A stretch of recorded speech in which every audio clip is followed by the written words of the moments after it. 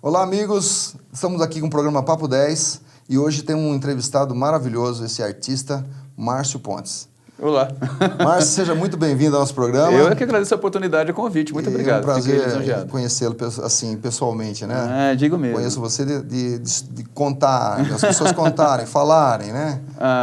E, Márcio, eu gostaria de saber, como todos os nossos amigos do outro lado da tela, como começou essa inspiração tua por bonecos? Então, na verdade, acho que não tem uma coisa que despertou assim de uma hora para outra. Acho que eu sempre gostei e talvez não soubesse direito o quão interessado eu era por essa arte. Mas assim, os bonecos fizeram parte da minha vida desde a infância, né? Acho que todo mundo tem alguma história sobre coisas que aconteceram na escola, né? Algum festival de música, um professor bacana, qualquer coisa assim que de repente te inspire. Infantil. Exato. E no meu caso, né? Você acabou de falar, assim, foi através do teatro. Sempre fiz teatro.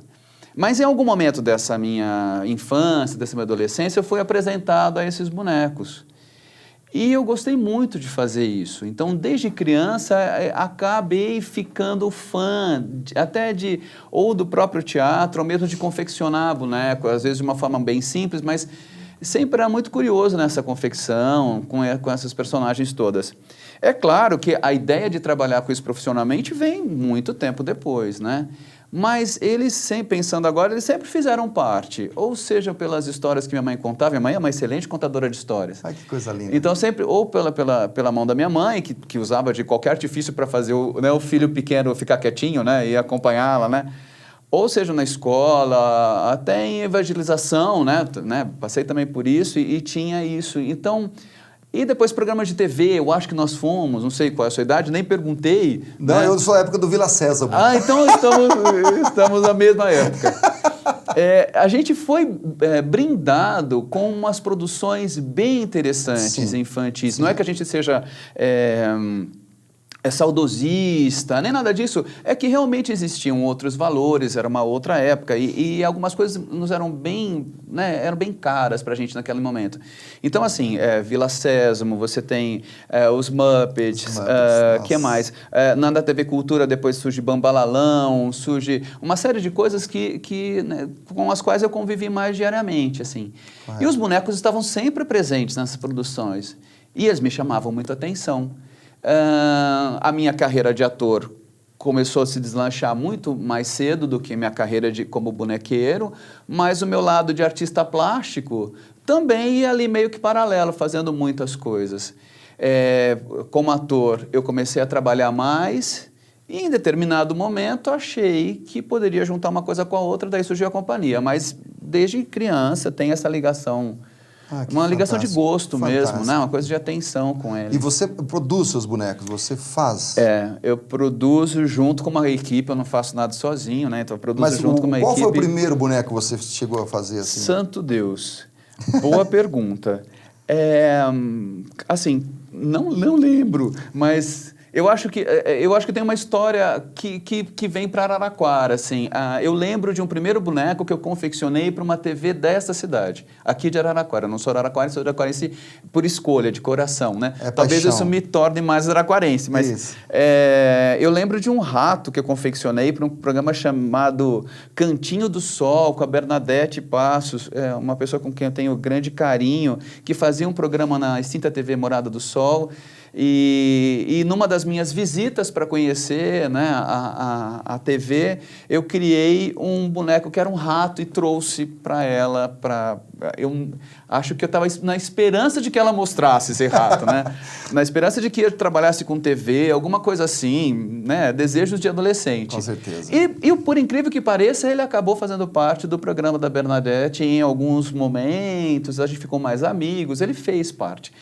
E eu lembro de eu ter costurado isso durante a madrugada, assim, com grande expectativa, porque era de espuma, não sabia a cola certa, morava numa cidade pequena, enfim. Improvisado mesmo, né? Foi deixa eu ver o que eu consigo fazer. E trouxe um rato para cá. Depois disso, aí a coisa evoluiu um pouco com a espuma, que é uma técnica bacana. Correto. Hoje eu já não faço mais, porque a gente precisa de bonecos mais resistentes, e a espuma não é, né? Demanda um certo cuidado. Mas acho que o primeiro boneco que comercialmente, né, eu construí foi esse, foi um rato. Agora, enquanto criança, eu acho que aí não dá nem para falar, porque deve ter sido de caixa de fósforo, de botão, eu não vou lembrar. E a ideia de criar a sua companhia Polichinelo, e de onde que veio esse nome, Polichinelo? Então, a gente conversou um pouquinho nos bastidores e eu estava te falando exatamente a questão do nome. Que eu achei interessante, por isso que eu fiz a pergunta para você, que é muito interessante. Que é legal, porque a gente sempre tem que explicar de onde vem o nome da companhia.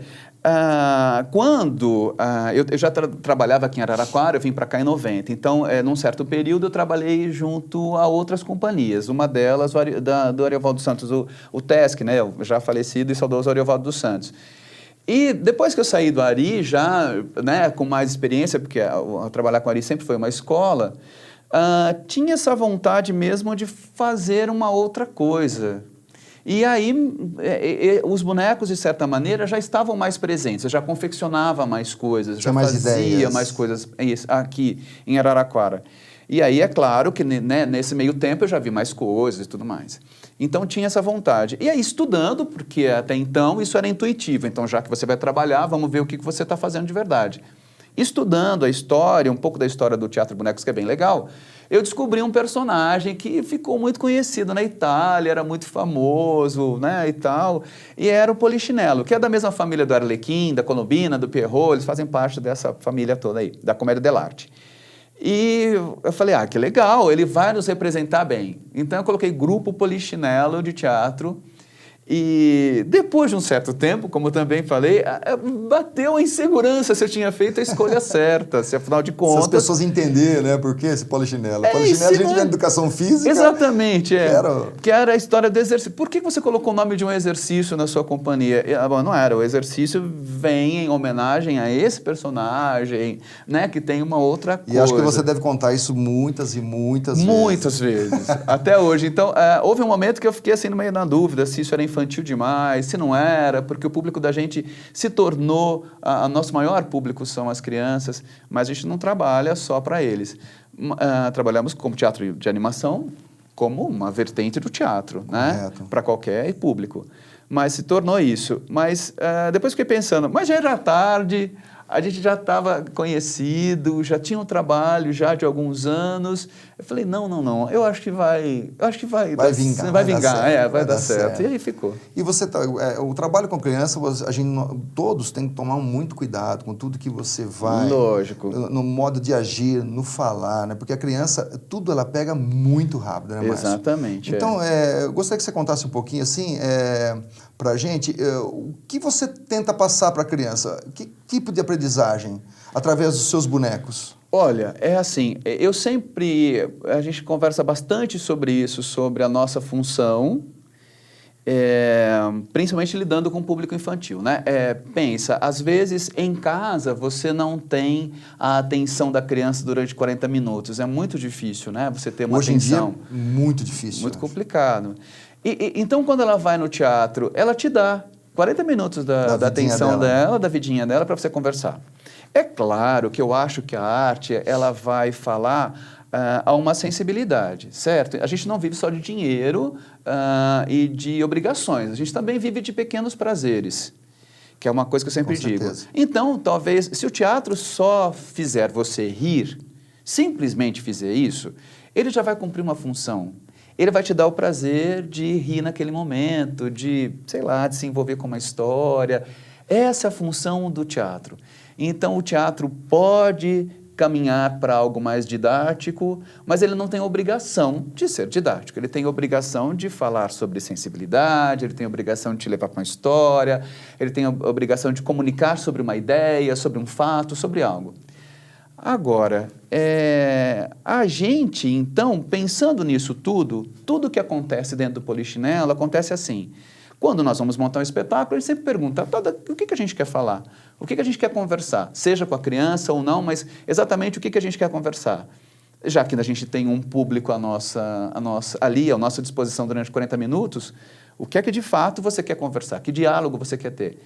Então, a gente vai pensando nisso. Agora, a história que nos chega, às vezes, realmente é só para rir, Às vezes é para falar sobre um assunto mais complexo, mais banal. A gente acha que, e temos uns exemplos vivos disso, a gente acha que pode-se falar sobre tudo com criança. Tudo, absolutamente tudo. O segredo está em como você vai dizer Até isso. Até no medo, né, Márcio? Porque criança Medos. conta, o homem do saco, não tem esses, Tem, né? tem. A mãe fala alguma coisa para a criança ficar com medo. Isso na tua peça você também coloca algum tipo de medinho? Colocamos, Assim? claro que sim. A gente fala sobre medo, a gente fala sobre amor, a gente fala sobre separação, a gente fala sobre morte. Só que é claro, de uma outra linguagem, né? Uma linguagem mais tranquila. Sobre uma aura de poesia, uma aura de ludicidade, uma aura de delicadeza. E às vezes quando a gente é confrontado nisso, mas falar de morte, mas falar de medo, a gente sempre tem um discurso que é assim: olha, o teatro tem tanta sensibilidade que é melhor que o seu filho conheça a morte através da poesia do que através de uma notícia sensacionalista de uma TV. Com certeza. Gente, o papo tá 10. Fique aí, a gente volta em 1 minuto, é rapidinho.